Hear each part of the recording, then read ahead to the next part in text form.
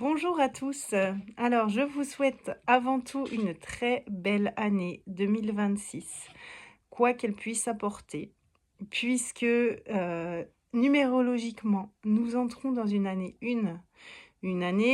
de nouveau cycle. Qui dit nouveau cycle dit renouveau. Espérons que ce renouveau soit à la hauteur de ce qu'on pourrait attendre.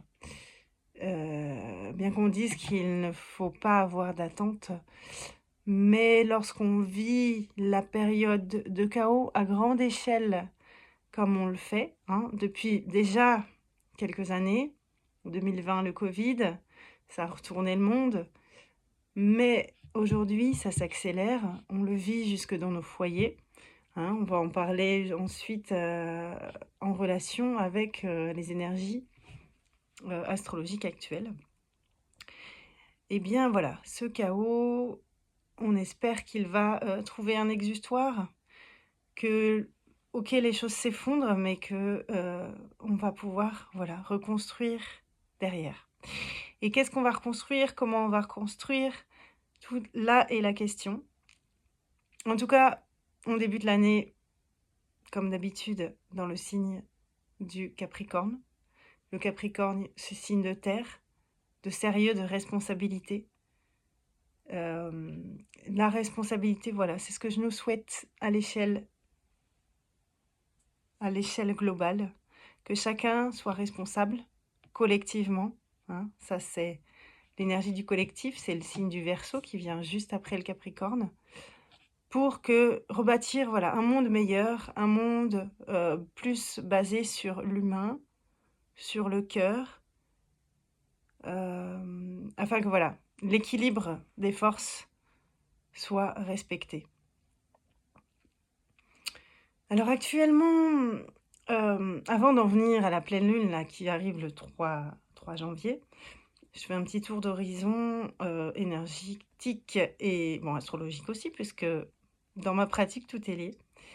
Heu, on a une forte on a un fort travail, je vais vous dire, de la planète Jupiter depuis un bon mois, depuis même avant mais voilà, elle se démarque récemment. Jupiter, c'est quoi? C'est, l'énergie de Zeus, hein, dans la mythologie grecque. Jupiter, c'est prendre sa place. Prendre sa place, rayonner, dans la relation aux autres. Eh ben, il y a du taf et Jupiter dans ses ombres, c'est quoi? C'est l'ego et l'ego, les égos sont, en exacerbation actuellement. Vous l'avez peut-être vécu même, à travers, vos réunions de famille, ou dans les relations amicales également. Heu, l'ego est en exacerbation, voilà, chez les personnes qui ont ces failles-là, ça remonte. Voilà, si on prend à l'échelle spirituelle, donc plus haut, chercher du sens de façon plus haute, on est en vrai chaos pré-renaissance. Là, on le sent de partout. C'est un réel combat. Ouais, on pourrait voir ça, un combat entre l'ombre et la lumière. Et justement, du côté ombre, sont prises les personnes qui ont des failles d'ego, donc des failles d'estime d'elles-mêmes, hein, problème d'estime de soi, donc où l'ego a pris la place. La personne dans l'ego, elle n'est pas capable d'être dans le cœur. Ça ne veut pas dire jamais, ça veut dire quand son ego prend le dessus, elle ne sait pas être en empathie, elle ne sait pas se mettre à la place de l'autre. Donc elle va résister de toutes ses forces. Même si elle emmerde tout le monde, c'est toujours elle la victime, c'est pas les autres. Donc voilà, cette montée de l'ombre actuelle, elle exacerbe les failles d'ego. Ça fait partie du jeu. Voilà.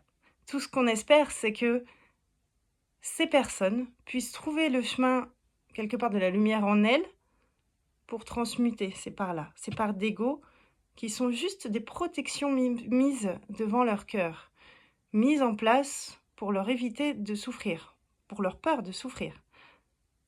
Or, on le sait qu'il faut passer par la souffrance pour se transformer. Donc, en gardant leur ego en place, elle refuse la transformation, elle refuse la guérison. Et on met des masques, voilà. Ça, c'est très, très, très actuel. Et donc il est bon actuellement, face à des personnes comme ça qui sont dans des refus, et bien de dire voilà, de mettre ses limites, de dire: «Stop pour moi, c'est trop, je peux pas t'aider puisque tu m'attires vers le gouffre. Donc je me protège et je te laisse faire ton chemin par toi-même. Parce que c'est par toi-même que tu dois trouver cette possible transformation». Il y a également un travail fort de la planète Uranus, lié à l'énergie d'Uranus plutôt. Uranus, c'est l'énergie de l'éveil, de la compréhension plus haute, hein, ouverture du troisième œil si on veut. Uranus, elle est représentée, avec, des traits, on dirait des petites antennes de télévision. Vraiment, pour moi, ça symbolise vraiment le fait de capter, de comprendre, d'ouvrir les yeux, hein. Il peut y avoir en ce moment des problèmes de rhume, des problèmes de sinusite. Ce sont des nettoyages. On accède à une compréhension, plus fine, différente, notamment face aux personnes qui sont embourbées dans leurs problèmes d'ego, hein. Voilà, Pluton aussi, fait son œuvre, hein, c'est l'alchimiste, le transformateur. Quand on accueille de suivre la voie de Pluton, on accueille de tomber dans le trou, on accueille de passer par les ombres et de les transformer pour accueillir une plus grande lumière. Voilà, c'est le guide de l'ombre. Mais encore faut-il être OK de le suivre. Alors, revenons à la pleine lune en tant que telle. Donc cette pleine lune, on est dans l'axe Cancer-Capricorne. La lune, en effet, est en Cancer. La lune en Cancer, elle est dans son signe. On est avec l'énergie du Cancer dans une sensibilité extrême, une émotivité, un besoin de sécurité émotionnelle. Et c'est aussi le rapport au foyer, aux racines. Alors, la Lune, pour cette pleine Lune, la Lune est en conjonction à Jupiter. Donc, il y a une exacerbation de ces besoins de sécurité émotionnelle. Attention à la victimisation. Voilà, ça c'est les ombres, hein, comme je vous parlais avec Jupiter, on peut avoir l'ombre des égos. L'ombre de l'ego lié à ces énergies-là, on est dans la victimisation, dans le fait de se sentir enfant, de faire l'enfant, de moi je peux pas y arriver toute seule, j'ai besoin des autres, ou c'est de la faute des autres, etc. Donc, mais la lune en Cancer, plus spirituellement, ça nous parle de nous connecter à notre féminin profond, à cette sensibilité très intérieure, mais qui doit être main dans la main avec l'énergie en face. C'est quoi? C'est le soleil en Capricorne. Il y a même plein de planètes en Capricorne. Il y a un amas, comme on dit. Donc, cette sensibilité connectée à la force sécuritaire, de responsabilité, de tenue des choses, hein. On est adulte et on est responsable dans l'énergie du Capricorne. Donc c'est: je suis adulte, je maîtrise les choses, mais je suis néanmoins connectée à ma sensibilité profonde. Alors voilà, ce sont les 2 pôles. Comme je vous dis, il y a une insistance là. On a combien de planètes en Capricorne? On a donc Mercure, Junon, Vénus, le Soleil, Mars. On a et Vesta. On a 5 planètes dans ce signe-là. C'est quand même, voilà, il y a une insistance sur cette notion de compter sur sa force intérieure, son adulte intérieur, tenir dans cette période qui n'est pas facile, faire appel à sa sagesse et à son bon sens, hein. On sait que le Capricorne est gouverné par Saturne. Saturne, c'est l'archétype du vieux sage. Donc voilà, connectons-nous à notre sagesse. S'il se passe quelque chose qui peut nous faire bouillir émotionnellement, hein, avec le Cancer, on est dans l'immaturité émotionnelle aussi, on prend un temps de recul et on laisse la tempête passer, si tempête il y a. On tourne cette fois la langue dans sa bouche, on dit, hein, mais là, c'est intérieur. On laisse poser avant de se positionner. Comme je vous disais, Saturne, le maître du Capricorne, là, lui, il est en Poisson. Pendant toute l'année 2025, même s'il a fait une incursion dans le Bélier, Saturne et son compère, là, donc Neptune, ils sont ensemble depuis un moment et ils vont le rester, sont en Poisson. Donc il y a eu un grand nettoyage à la fois de nos structures, Saturne, hein, les structures, et de nos idéaux, représentés par Neptune. Ce grand nettoyage, là, il arrive à un tournant. On entre dans 2026, année du renouveau avec le 1, qui est l'étendue des potentialités. Mais aussi, ces deux planètes rentrent dans le Bélier, le premier des signes. Donc on est encore là dans l'idée du 1. C'est un renouveau, le feu qui fait son renouveau, le feu intérieur, le feu spirituel. On entre dans une toute nouvelle ère avec ces deux planètes-là qui vont être en conjonction dans le Bélier. Ils vont y rentrer progressivement. Saturne, fin janvier, rentre en Bélier, suivi de Neptune, je crois, en février. Et le 2 mars, conjonction des deux dans le Bélier.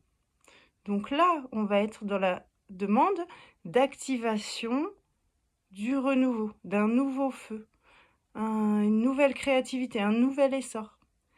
Mais pour que ce renouveau soit efficace, soit effectif, il faut en effet avoir balayé le passé, avoir transformé ce qui a besoin d'être transformé, avoir lâché ce qui a besoin de l'être.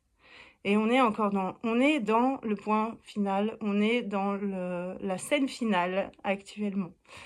Et plus ça résiste, vous le savez, c'est comme ça dans la vie, plus ça résiste, plus ça frappe fort. Donc en effet, il y a des situations là où on voit dans le monde, ça frappe très fort. Ça semble extrêmement chaotique. Le mal, entre guillemets, semble prendre de l'essor.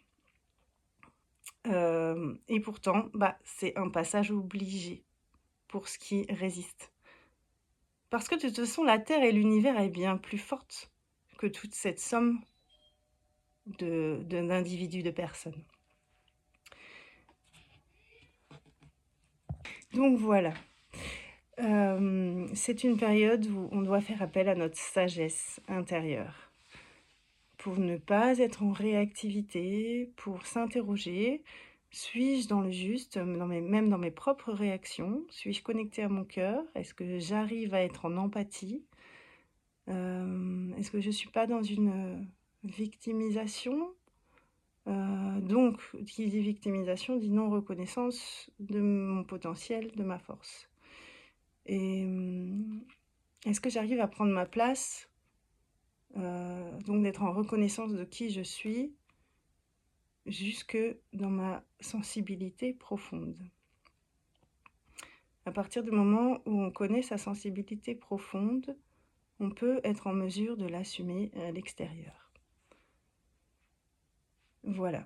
Qu'est-ce qu'on peut dire d'autre sur cette pleine lune? Donc, il y a un carré du Soleil à Neptune et Saturne. En effet, ne pas sombrer dans le flou, dans les idéaux irréalistes, c'est ça que signifie ce carré, et être en justesse, en sagesse.